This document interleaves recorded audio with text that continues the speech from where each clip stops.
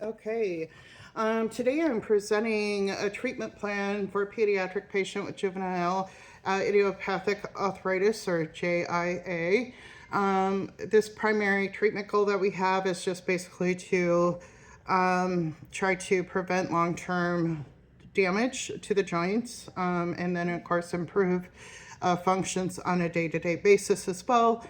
Our highest pharmacological priority is going to be to initiate the methotrexate because it's considered, of course, the first line of defense in the disease-modifying medications for persistent juvenile idiopathic arthritis.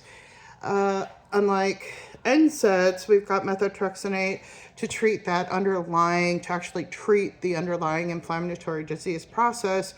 That's also going to help slow the progression and reduce the risk of permanent joint damage for this child. We would also initiate folic acid supplementation and routine lab monitoring, again, of course, the CBC, the liver count, and the renal function to make sure that we are concluding with safe methotrexate treatment as well.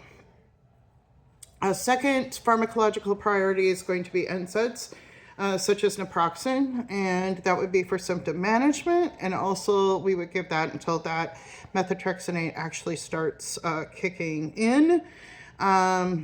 So that's going to take some time. So that NSAID therapy would allow hopefully daily activity until the methotrexate is therapeutic.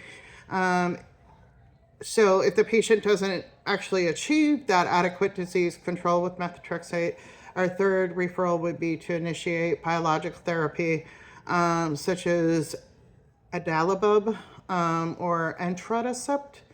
Current evidence is showing that these biological DMARDs significantly actually improve the disease and functional outcomes in those children whose disease remains active despite conventional therapy.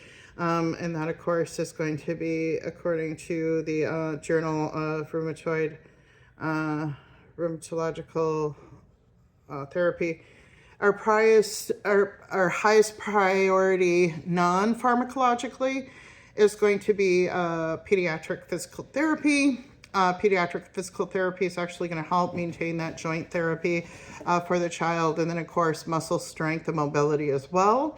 Occupational therapy would kind of be the second priority to help maintain with independent tasks, making sure that he's able to go to school and attend and do those types of things he needs to do in school, such as writing and activities. We would also recommend some low impact exercises, including swimming and stretching, to not place excessive stress on those joints, but hopefully improve the flexibility and endurance for him.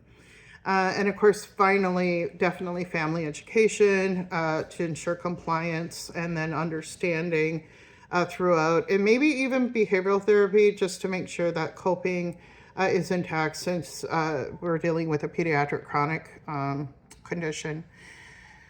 Referral plan is going to include pediatric rheumatology for long-term disease management, and of course pediatric PT and OT for rehab and strength building, and then also pediatric ophthalmology for routine uveitis screening, and again maybe behavioral therapy as well, depending on whether or not we find a need. This case today was exciting because, again, it created a challenge to use all of the nursing judgment processes of a nurse practitioner, challenging me just to go on the day-to-day summary and do some long-term planning for this chronic condition, and also to use the non-pharmacological interventions as well as just the pharmacological ones, and consider the whole aspects of the patient and the effects that this long-term condition will have on him. Thank you.